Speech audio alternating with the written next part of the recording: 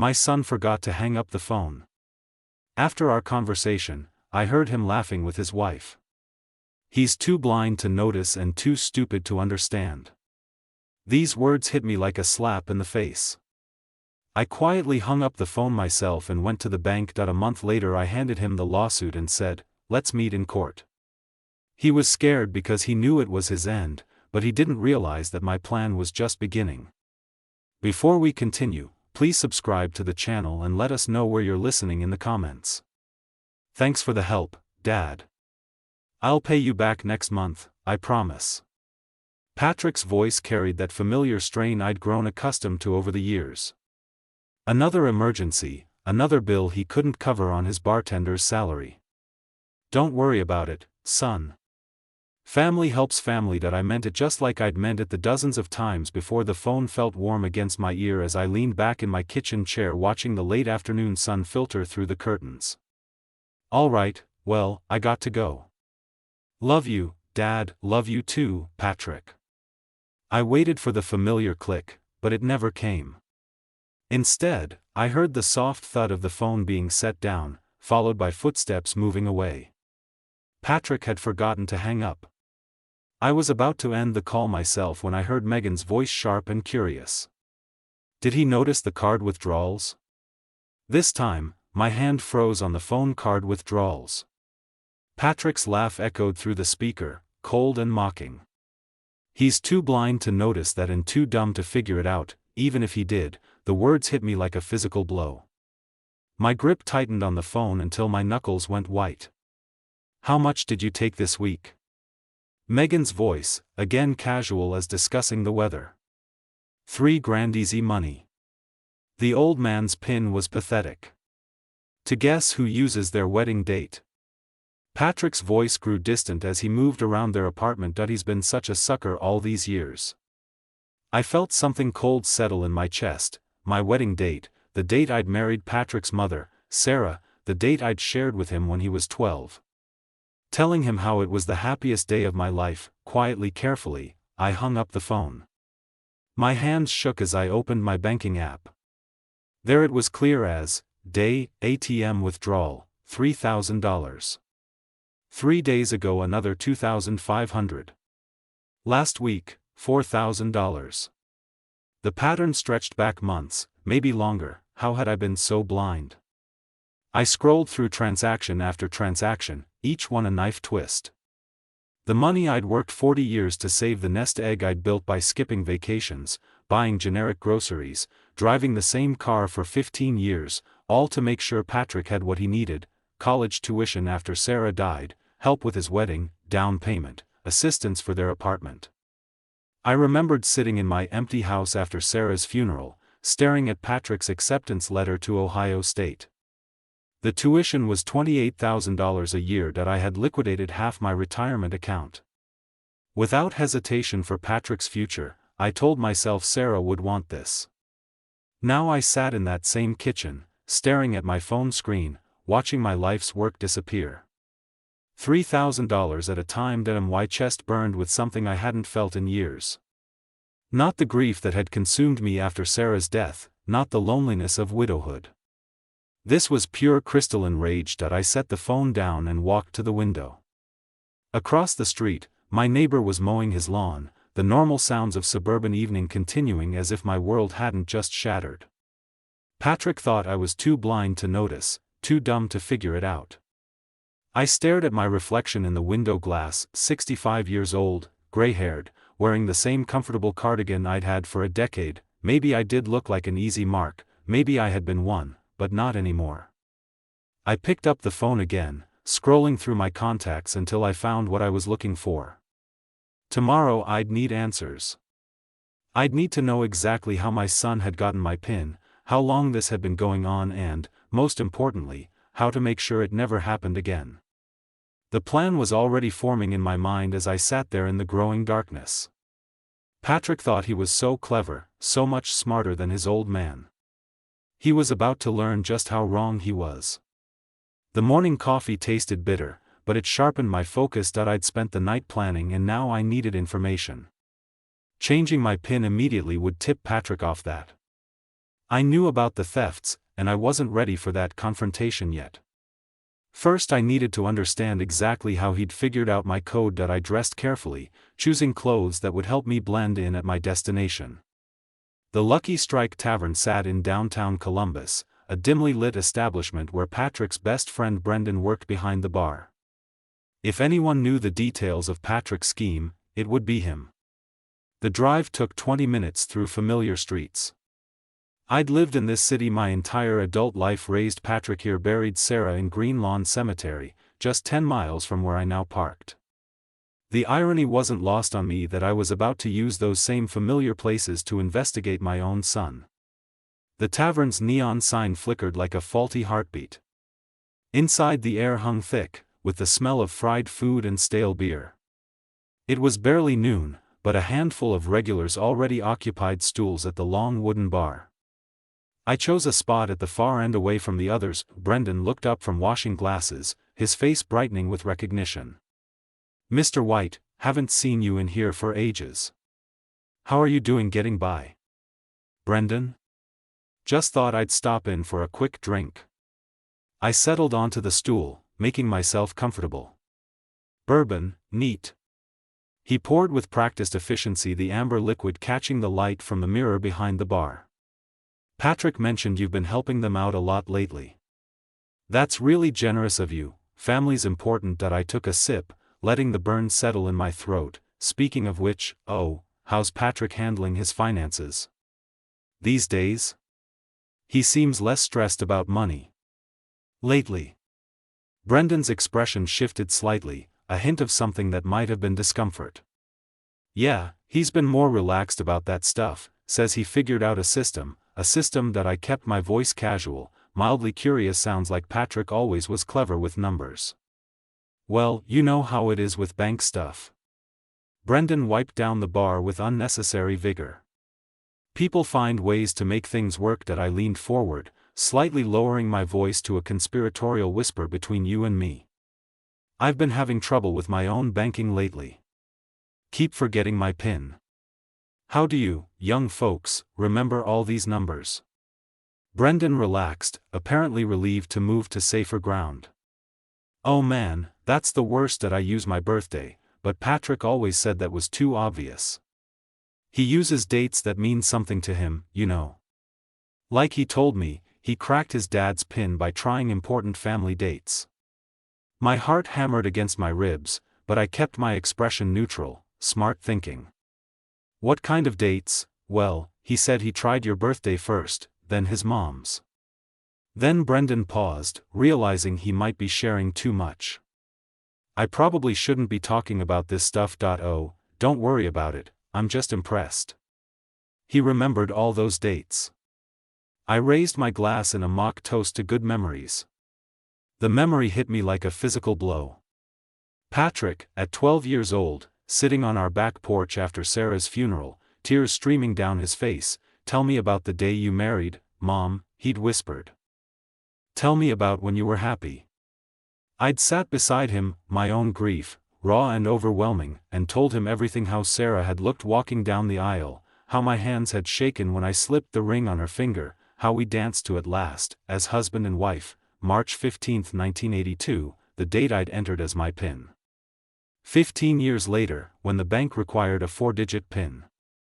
"Yeah," Brennan continued, oblivious to the storm raging inside me.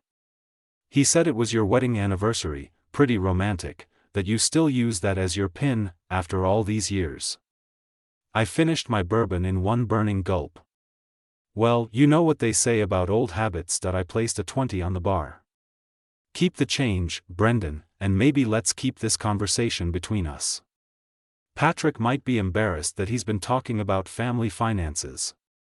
"Of course, Mr. White, no problem at all." I walked out of the tavern on unsteady legs, the spring air hitting my face like a slap. In my car I sat gripping the steering wheel until my knuckles went white again.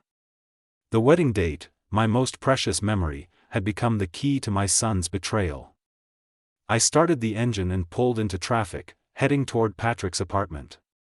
It was time for a conversation, but not the kind he was expecting. As I drove through the familiar streets, I found myself rehearsing the words I'd say when I knocked on his door. Patrick thought he was so clever, using my love for his mother against me. He was about to discover that some memories were worth fighting for. The steering wheel bit into my palms as I pulled up to Patrick's house. Brendan's words echoed in my head.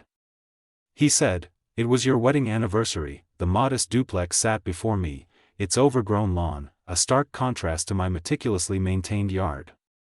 I'd helped with the down payment on this place 3 years ago. I knocked firmly.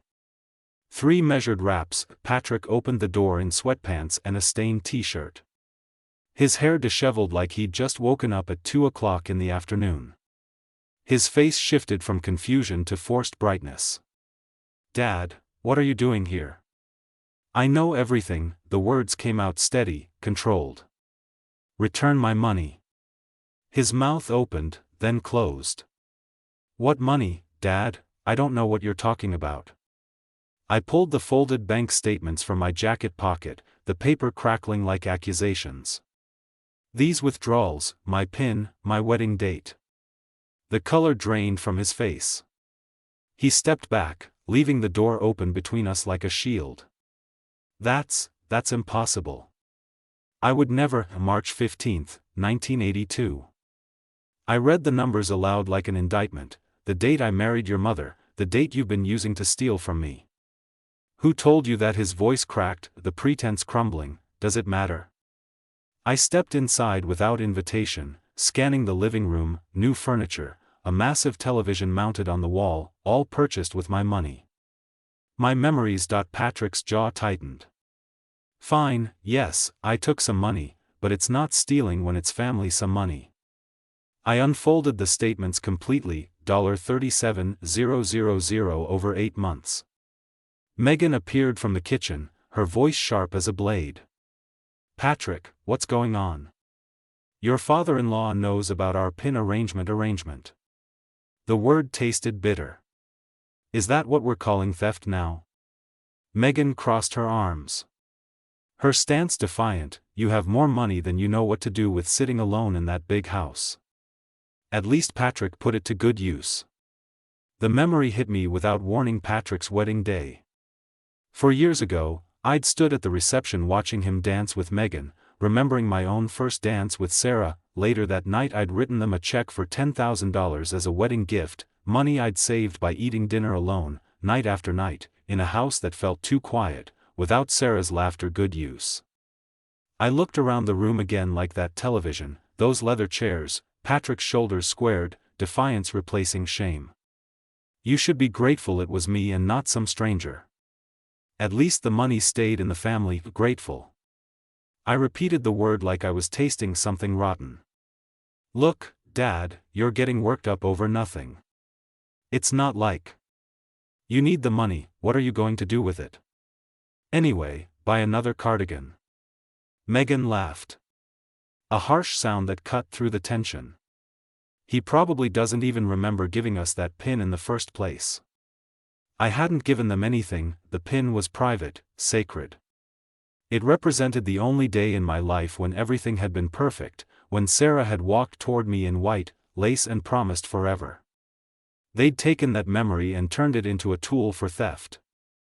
"I want every penny back." My voice stayed level, controlled by "next week," Patrick scoffed, "or what you'll call the police, on your own son." The challenge hung in the air between us. I folded the bank statements carefully, deliberately tucking them back into my pocket. "We'll see." I turned toward the door, each step measured and purposeful. Behind me, I heard Megan whisper something sharp to Patrick. Heard his muttered response. The door closed with a definitive click in my car. I sat for a moment, hands gripping the steering wheel until my knuckles went white. The engine hummed as I pulled away from the curb, thoughts churning like storm clouds. Patrick thought this was over. He thought I'd slink home, defeated and embarrassed, like some doddering old fool who'd been taught his place. He was about to learn how wrong he was. The door closed behind me, the quiet house, amplifying the echo of Patrick's defiance. I hung my coat on the familiar hook, the empty hallway stretching before me like a reminder of all the solitary dinners, all the holidays spent alone since Sarah died. I walked to the kitchen and set the kettle on the stove. The withdrawal papers lay spread across the counter. Each transaction, a small betrayal. Maybe I should just let it go. $37,000 was a lot of money, but I had enough to live comfortably. Maybe Patrick was right. What was I going to do with it? Anyway, the kettle's whistle pierced the silence. I poured the hot water over a tea bag, watching the amber color bloom through the clear liquid like spreading regret. But as I stirred, a different memory surfaced. Patrick's sophomore year at Ohio State. He'd called me panicked, saying he needed $5,000 immediately for books and lab fees. I'd driven to the bank that same day, withdrawn the money from my vacation fund. Sarah and I had been planning a trip to Ireland before she got sick. We never made it. I set down the spoon with more force than necessary. 3 years later, Patrick's car had broken down. Another emergency, another withdrawal from my dwindling retirement savings. Then his wedding, his apartment deposit, his credit card debt from the failed business he'd started and abandoned within 6 months. I walked to the living room where our family photos lined the mantelpiece. Sarah smiled back at me from our honeymoon picture, her face radiant with joy. Next to it sat Patrick's college graduation photo, the one where he'd thrown his cap in the air while I stood proud in the background. I'd sacrificed everything for that moment, my dreams, my retirement plans, my chance to travel while I was still young enough to enjoy it all. So Patrick could have opportunities I'd never had. You should be grateful that it was me and not some stranger. His words replayed in my mind as I traced Sarah's face in the photograph. She'd been the one who insisted we start a college fund when Patrick was born. He deserves every opportunity, she'd said, counting out dollar bills from her teacher's salary. Even then she'd been thinking of his future.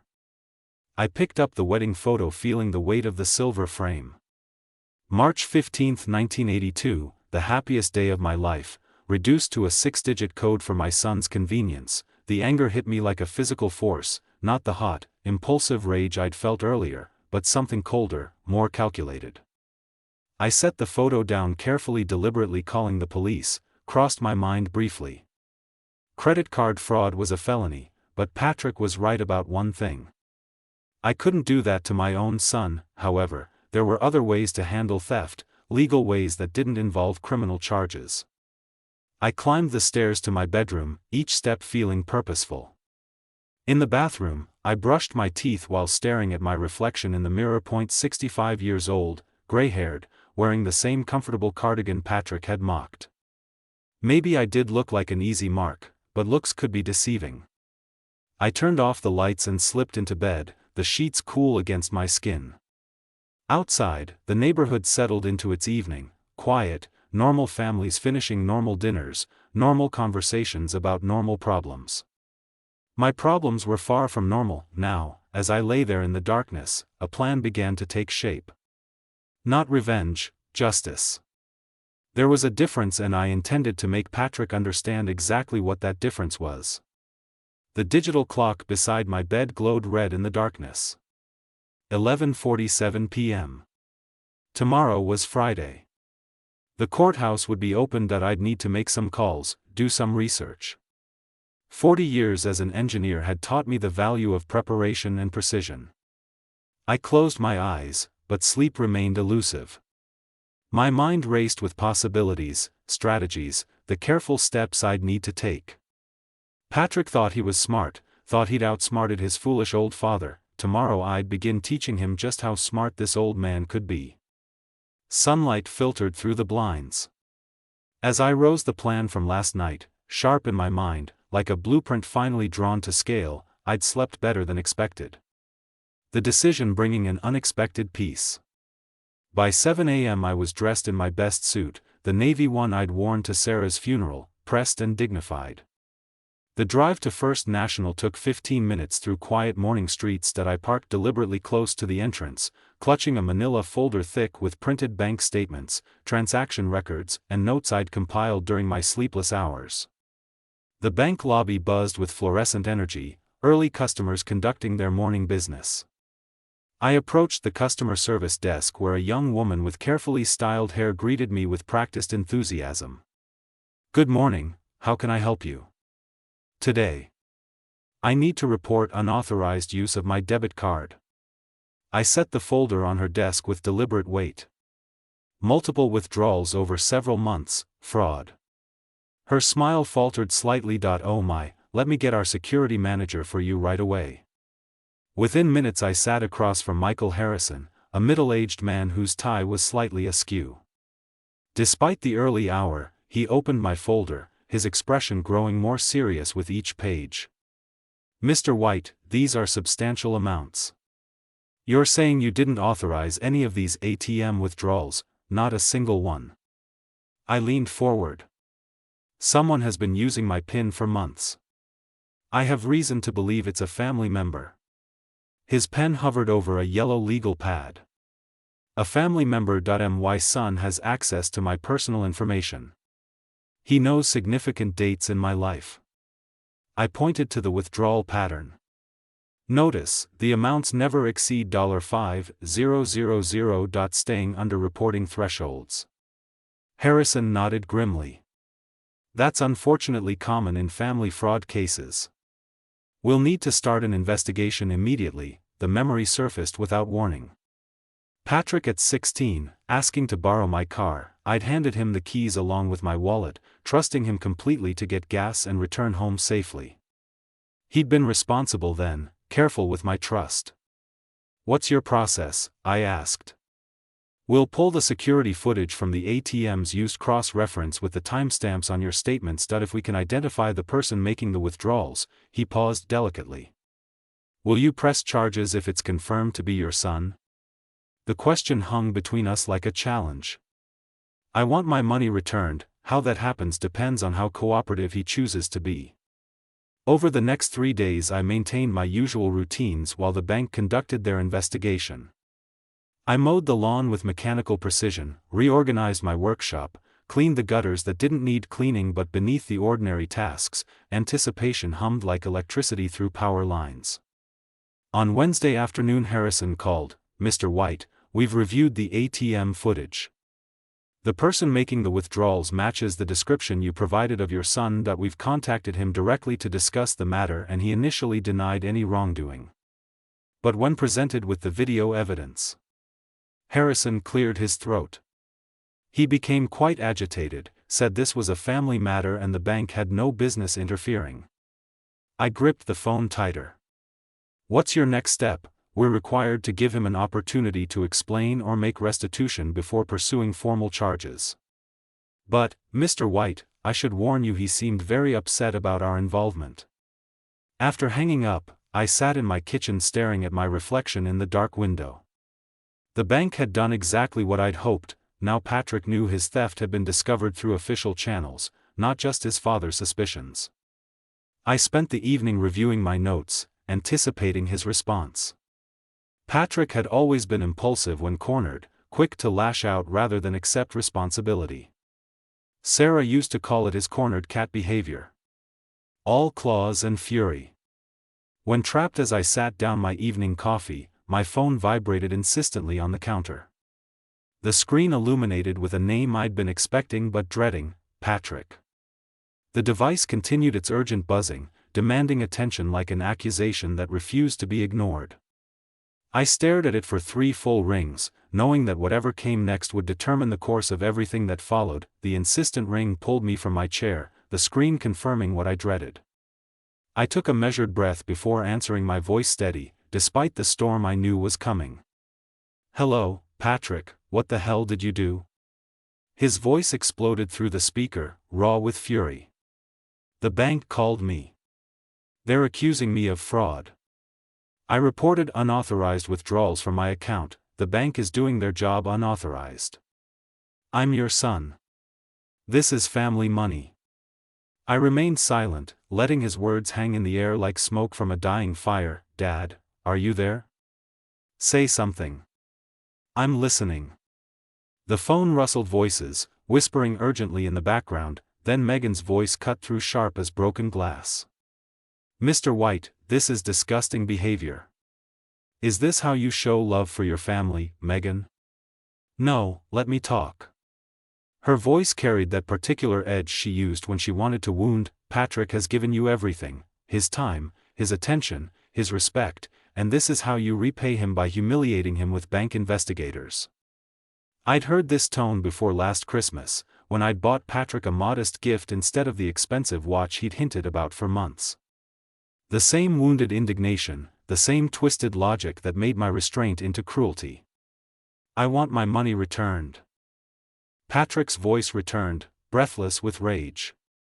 Your money, Dad, you're going to die someday. And who do you think gets everything anyway? I was just getting an advance. An advance requires permission. He laughed bitter and harsh. You want permission? Fine, here's some permission for you. Stop this investigation or you're going to regret it. The threat settled between us like ice on water. Regret it. How exactly you think you're so smart sitting in that big house all alone? But you need us more than we need. You, old man, how often do we visit, how often do we call just to check on you? Megan's voice chimed in again, syrupy, with false concern. We're all the family you have left, Mr. White. Do you really want to throw that away over money? What would Sarah think? The mention of my wife's name hit like a physical blow. I closed my eyes, remembering Sarah's gentle voice, telling Patrick bedtime stories, her patient hands teaching him to tie his shoes. Sarah would want honesty between family members, honesty. Patrick's voice cracked with disbelief. You want honesty? Here's honest. You're a lonely old man who buys his family's attention with money, and now you're angry because someone finally called you on it. I moved to the window, looking out at the quiet street where normal families lived. Normal lives without these conversations. The bank will complete their investigation, regardless of what I say. Now the process has started. Then stop it. Call them back. I can't do that, Patrick can't, or won't. Silence stretched between us, filled with breathing and distant traffic sounds from his end of the line. Fine, his voice dropped to something colder, more calculated. You want to play this game, we'll play, but don't come crying to us when you realize what you've lost. The line went dead. That I set the phone down carefully, methodically, like defusing a bomb. My hands trembled slightly, not from fear but from the effort of maintaining control. During 20 minutes of concentrated venom, I walked to my desk and pulled out a legal pad, writing down everything I could remember from the conversation: Patrick's threats, Megan's manipulations, their exact words about regret and consequences if this escalated further. I wanted documentation. The memory surfaced as I wrote: Patrick at 25, calling me at midnight from a police station. Drunk driving, he'd said. But it was just a misunderstanding. Could I post bail? The officer who'd arrested him had been wrong, he insisted. Everyone was wrong, except Patrick.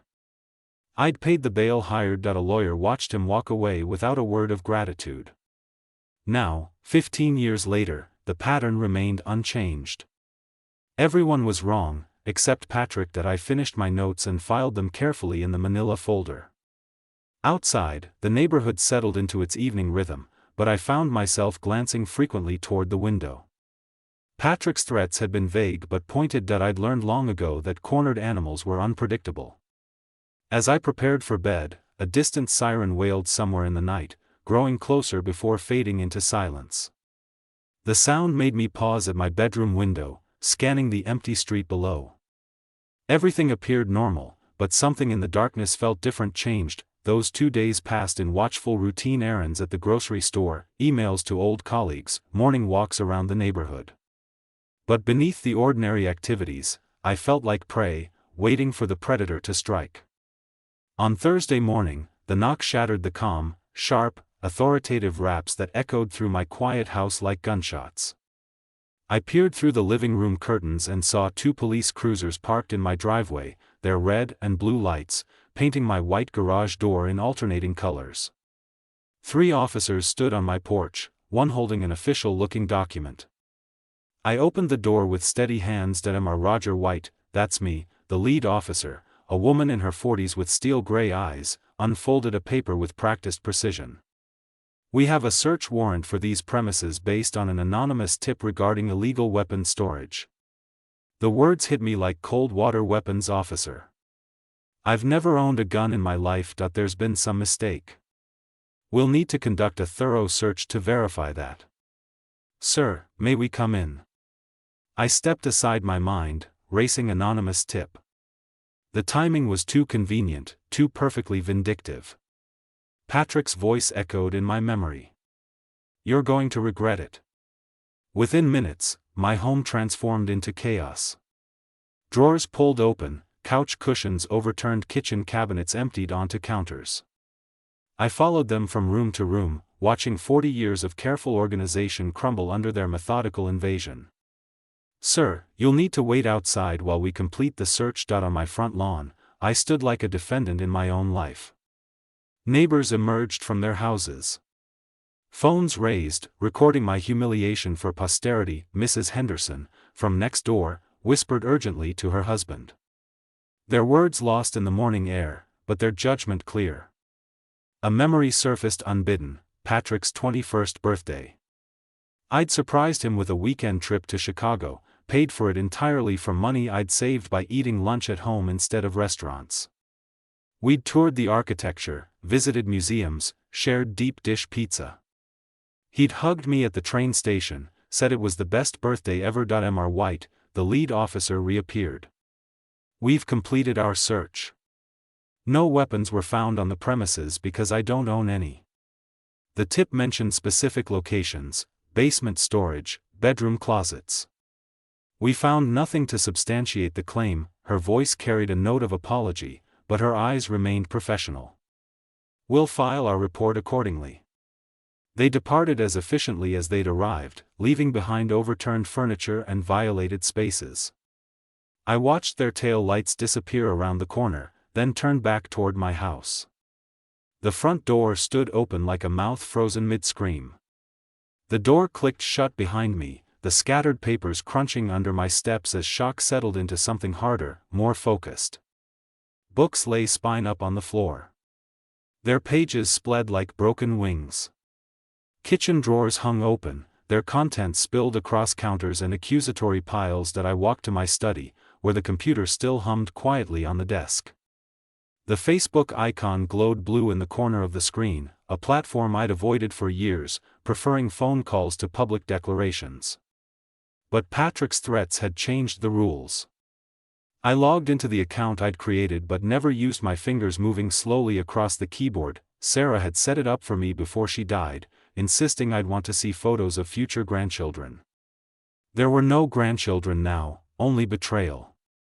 I navigated to Megan's profile, her smiling face mocking me from a vacation photo I'd unknowingly funded. The latest post was pinned at the top, uploaded 2 hours ago, a video: the search, my humiliation, captured in high definition. Unfortunately, my father-in-law has taken the wrong path. The caption read, "We're heartbroken but not surprised. Mental decline affects many elderly people, leading to paranoid delusions and accusations against family members. Please keep him in your thoughts and prayers during this difficult time. Family first. Mental health awareness." The video showed police cars in my driveway, officers carrying boxes, neighbors gathering like vultures. 47 likes, 16 shares, comments flowing like poison. So sad when they get like this. My grandmother did the same thing before we had to move her to assisted living. "You're such a saint for putting up with this, Megan." I slammed the laptop shut, my hands trembling with rage. The phone rang. My bank. "Mr. White, this is Michael Harrison from Fraud Investigation. I wanted to update you on your case." "What's the status?" "Well, it's taking longer than expected. These family matters are complicated. We've spoken with your son again and he's maintaining his position that the withdrawals were authorized. My voice rose. Despite my efforts to stay calm, I told you they weren't. "Yes, but without additional evidence or a criminal complaint, our options are limited. We can freeze the account but recovering funds already withdrawn." He trailed off diplomatically. What you're telling me is that you won't help. We're doing everything we can within our guidelines, Mr. White. Perhaps this is something better resolved within the family. I hung up without another word. The laptop sat closed on my desk, Megan's lies still glowing behind its dark screen. 47 people now believed I was a mentally declining old man making paranoid accusations against my loving family. I opened the laptop again, stared at the post and made a decision. If they wanted to play in public, we'd play in public, but this time I'd control the narrative. I pulled out a legal pad and began writing, not angry words or emotional pleas, but a methodical plan. 40 years as an engineer had taught me that every problem had a solution if you approached it with the right tools and sufficient patience. Patrick thought he was smart. Megan believed she was clever. They were about to discover the difference between cunning and intelligence. The screen dimmed as I pushed back from the desk, but an idea sparked. Time to turn the tables quietly. I'd spent my career solving complex problems by breaking them into manageable components, and this situation was no different. Patrick and Megan had declared war using lies and manipulation. I would respond with truth and evidence. First step, documentation. I downloaded a call recording app onto my phone, the kind divorce lawyers recommend to their clients. Every future conversation with Patrick would be preserved, his words captured for posterity. Second step, professional help. I found Detective Marcus Webb through the yellow pages, his ad promising discreet investigations for sensitive matters. His office occupied the second floor of a shabby building downtown, the kind of place where people went when they had nowhere else to turn $37,000. Over 8 months, I explained, sliding the bank statements across his cluttered desk. I need to know what they spent it on. Webb was younger than I'd expected, maybe 45, with intelligent eyes and hands that moved constantly, adjusting papers, tapping pens, checking his phone. Surveillance isn't cheap, Mr. White. My daily rate is 300 plus expenses. How long would you need for this amount of theft? 2 weeks should give us a clear picture of their lifestyle. The memory surfaced as I wrote the check designing the water treatment facility in 1987, the mayor asking if we could cut corners to save money.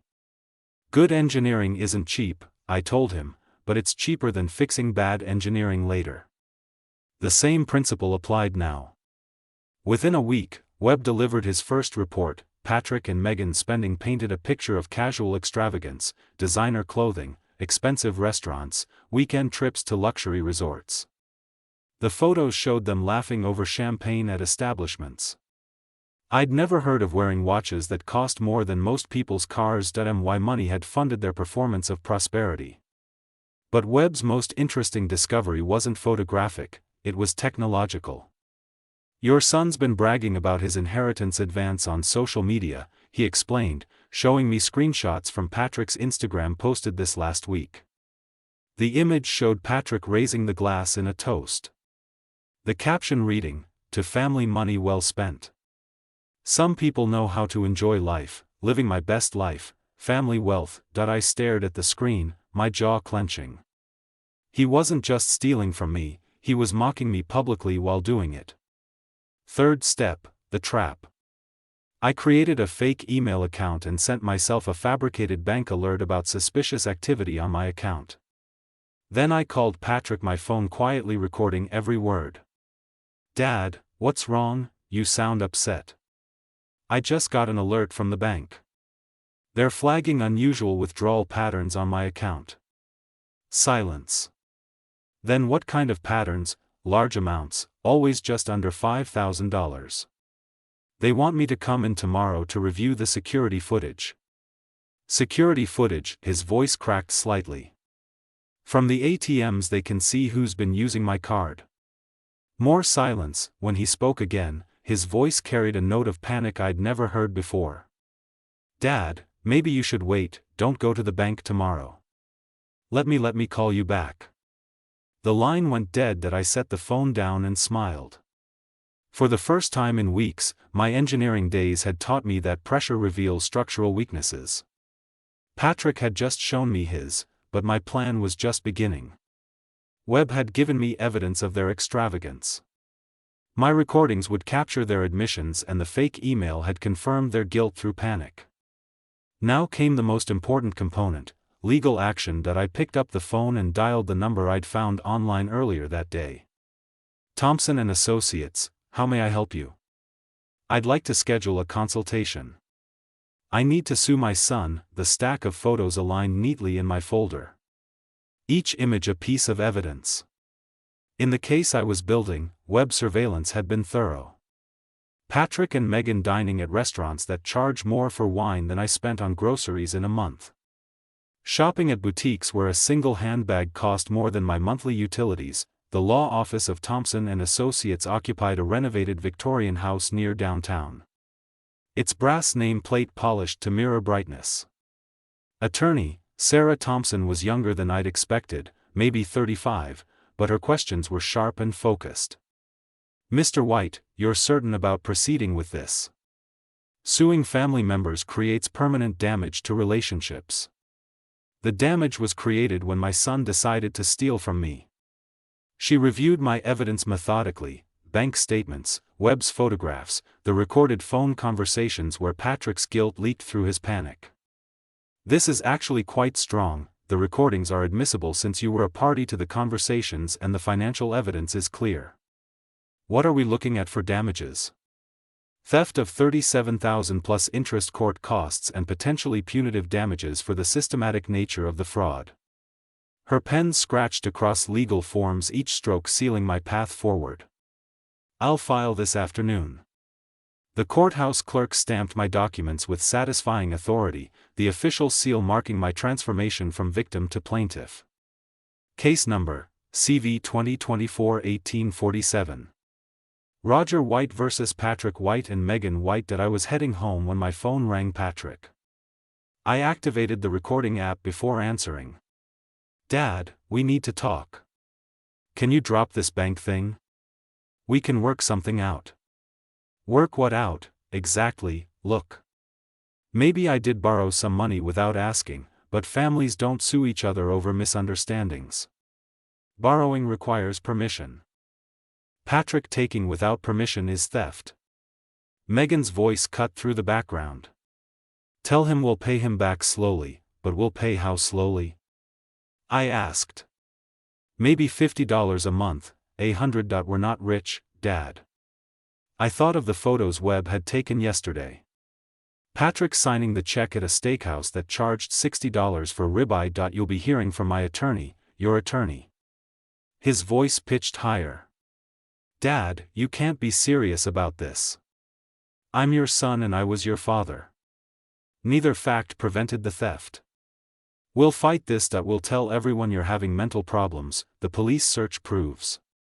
I hung up, my finger steady on the end call button. The irony wasn't lost on me. Years ago, when Patrick was 12, he'd been caught stealing candy from a corner store.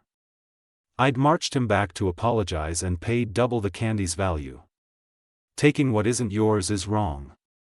I told him, no matter what excuse you use. He'd learned the lesson then. Apparently he'd forgotten it.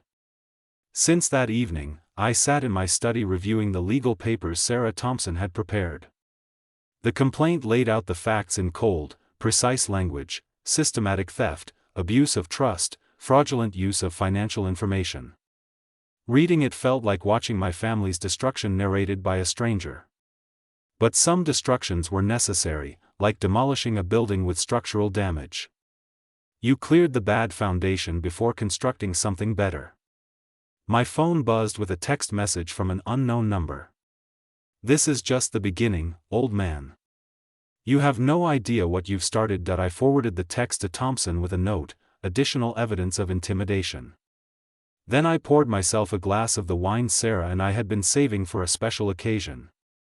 It had been aging in our basement for 15 years, waiting for the right moment. Tonight felt right. Justice, it turned out, was worth celebrating. That month flew in a blur of rehearsals and legal reviews, meetings with Thompson, practice sessions for testimony, evidence organization, until finally stepping into the echoing courthouse hall. The weight of my carefully compiled evidence anchored me with quiet confidence.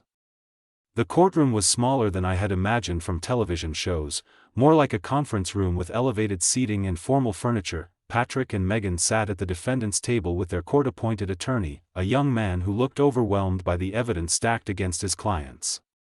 Judge Patricia Reeves called the session to order with a sharp crack of her gavel. This is a civil case of alleged theft and fraud. Mr. White, you may present your evidence. Thompson stood, her voice clear and professional. Your Honor will demonstrate systematic theft totaling $37,000, accomplished through unauthorized use of the plaintiff's personal identification number. The first exhibit was the bank statements, each withdrawal highlighted in yellow marker. As Thompson read the amounts aloud, I watched Patrick's face grow paler with each number. March 3rd, $3,000. March 10th, $2,500. March 17th, for 000. The list continued for several minutes. A drum beat of betrayal measured in dollars and dates. Then came Webb's photographs, Patrick and Megan at expensive restaurants shopping at luxury stores, Patrick wearing a watch that cost more than my car payment. The images projected onto a screen for the judge to examine. These photos were taken during the period of alleged theft, Thompson explained. Note, the defendant's lifestyle appears inconsistent with his reported income as a part-time bartender. But the moment I'd been waiting for came when Thompson activated the recording from my phone. Patrick's voice filled the courtroom, his panic clear, as he begged me to avoid the bank's investigation. Dad, maybe you should wait. Don't go to the bank tomorrow, let me call you back. The recording continued with our later conversation. Look, maybe I did borrow some money without asking. Judge Reeves leaned forward. Did I hear the defendant admit to taking money without permission?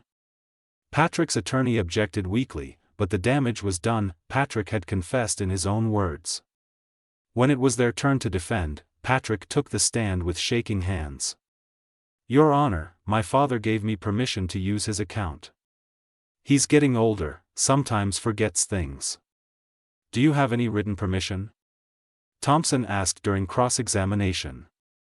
Well, no, but any witnesses to this alleged permission? It was understood between us.